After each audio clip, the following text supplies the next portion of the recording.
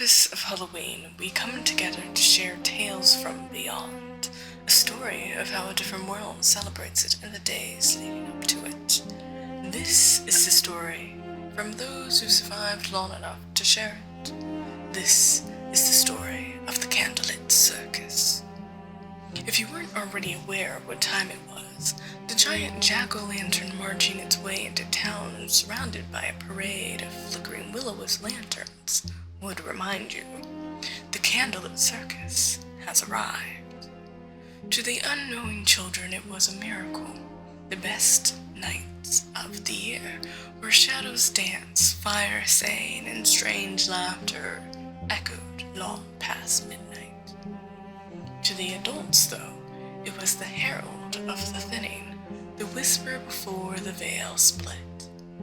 They knew to salt their door frames, to keep from making eye contact from the performers when the lanterns came too close, to do what they could.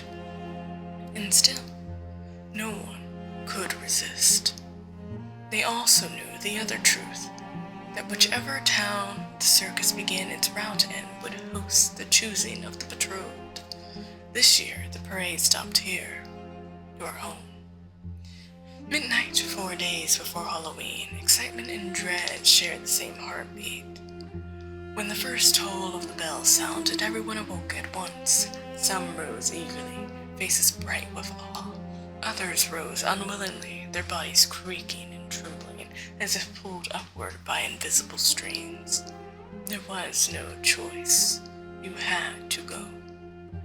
Even the reluctant ones found themselves trudging through the mist, through the town square, through the gaping smile of the great jack-o'-lantern. Inside, the air pulsed with warmth and the scent of smoke and sweet rot.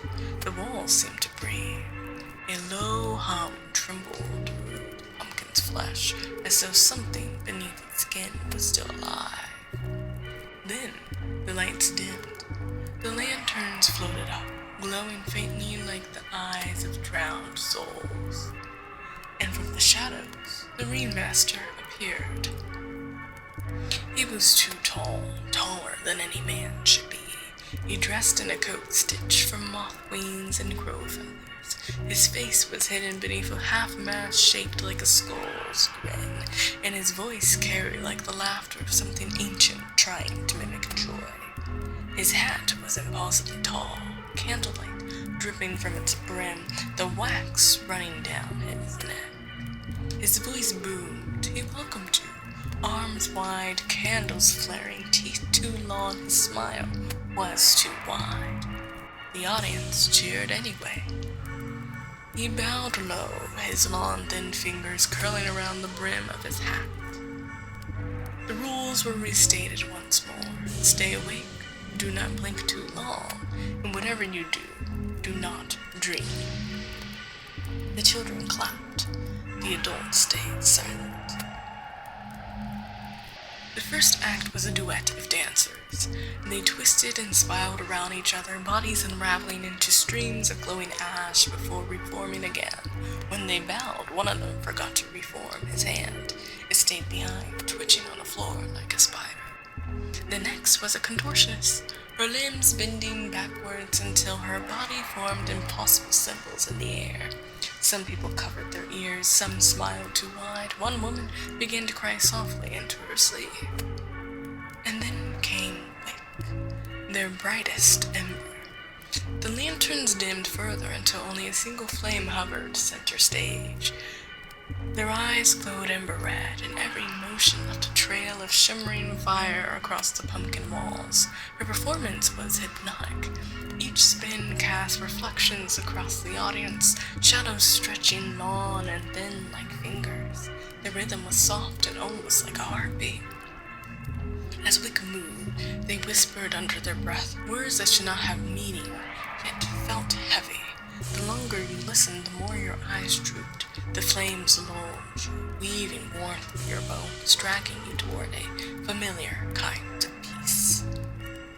All around you, people began to slump in their seats. A man's head tilted back, mouth open in silent sleep. A child's hand slipped from her mother's grasp. The flames, rhythm, deepened. And then pause between breaths, you heard the flutter. They poured in through the open roof, a black wave of feathers and gleaming eyes. They landed silently on the sleepers, one crow for each.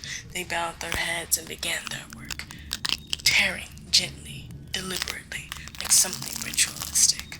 There was no blood, only the faint glimmer of light leaking from the bodies. When the crows lifted up again, the sleepers were gone, replaced by faint, still, smoldering wax figures. Wick smiled faintly, bowing to the crowd. The air still smelled of fire and feathers. You hadn't noticed Wick approach you until her shadow fell across your lap. The flame of their body flickered close, too close, and for a brief moment you swear their voice was whispering inside your skull rather than your ears. In your hand was an envelope, sealed in black wax, stamped with the impression of a crow's skull. The seal pulsed once, faintly warm to the touch. Then they vanished in a burst of orange light, leaving the smell of smoke and something faintly sweet. You looked down, the envelope still warm. And all around you, the remaining audience members clapped. Too many of them didn't look quite alive anymore. Above, the crows circled, waiting.